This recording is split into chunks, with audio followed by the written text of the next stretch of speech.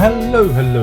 Welcome to another thrilling episode of Prog, and today this is Mainhorse by Mainhorse, originally known as Mainhorse Airline. Who or what is a Mainhorse? It's Patrick Moraz's first band. I would tell you more about them, but if I get the booklet out, this is one of those cherry red esoteric reissues, but the booklet, the lettering's so small I have to hold it up against that to read it. God, it's tiny. It's Patrick Moraz's first band. The album was originally released back in 1971, the year of my birth, featuring Moraz on organ, electric piano and glockenspiel, and clavio synthesizer and vocals.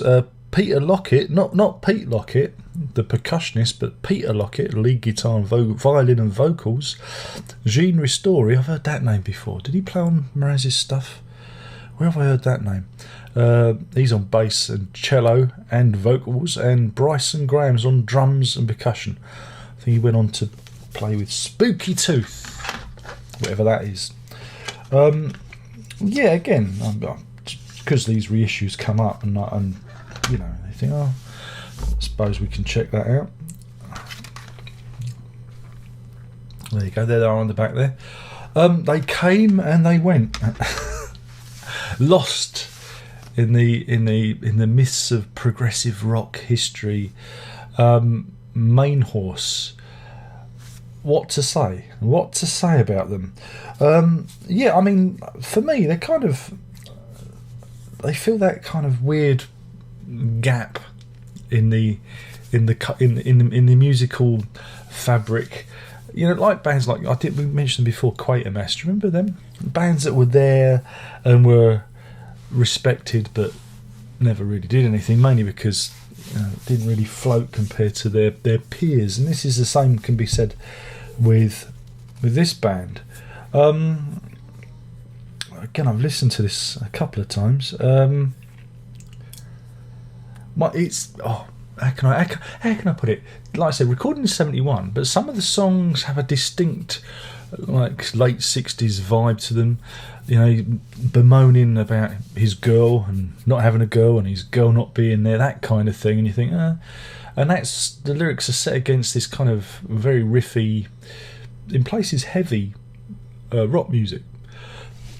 The music itself, you hear the nice, maybe a little bit of ELP, but the more on the noodly track. There's an instrumental. Is it more T Vicker and Pale Sky? Pale Sky was a good. Was where they were interesting because there wasn't any singing.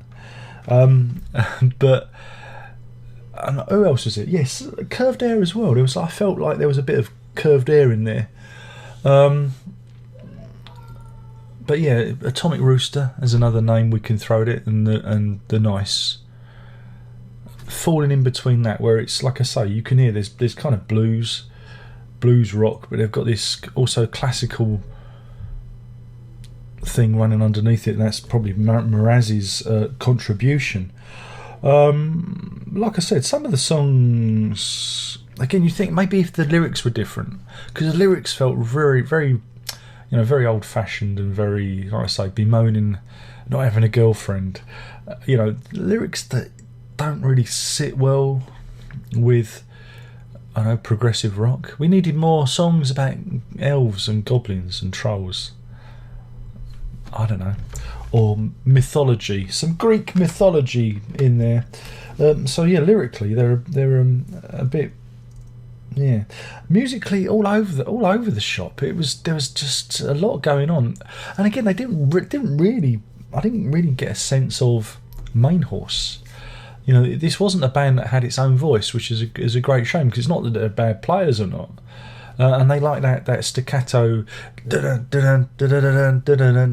riffing, which is, again, you've heard with other bands using. I mean, like I say, not bad players. Of course, it's got Moraz in there, who's a consummate keyboard player, and there were some nice melodies. there were some nice melodies going on, but lyrically, I don't know, it just didn't really appeal, which is a shame. Again, I think maybe if they'd have had a second album or time to find their own voice, to divide.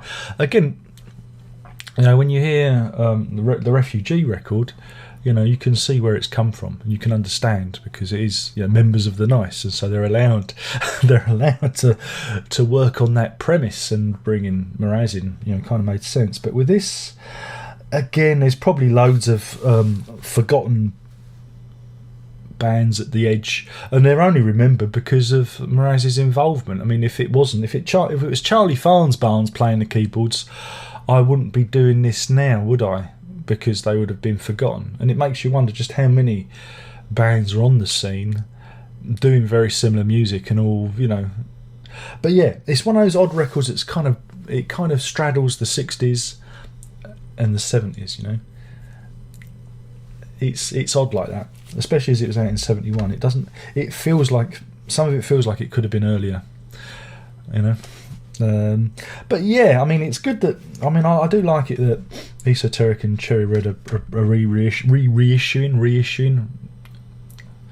re-releasing, because it does give you a chance to check out what these bands were like, and it explains why they didn't amount to much, because finding your own voice and character is key to success. And when you compare them to their peers, like, I don't know, the Genesis and the Yeses of the era, you can see why they succeeded and why bands like this didn't, because there just wasn't enough imagination going on. And it's a shame, really, because there's a hint, you smell a whiff of the band could have been something, but they were just a little bit pointing in the wrong direction.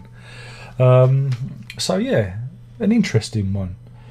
Do check it out. I'll put a linky in the description so you can buy it from Amazon, and they'll give me a micro penny. That would be good, and that allows me to buy more of these. So yeah, better wind it up then. In terms of a rating, now it's not like I didn't hate the record. No, I thought it was perfectly okay.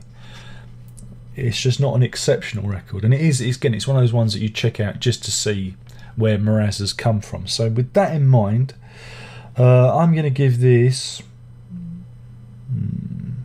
2 Pale Skies out of 5. That's 2 Pale Skies out of 5.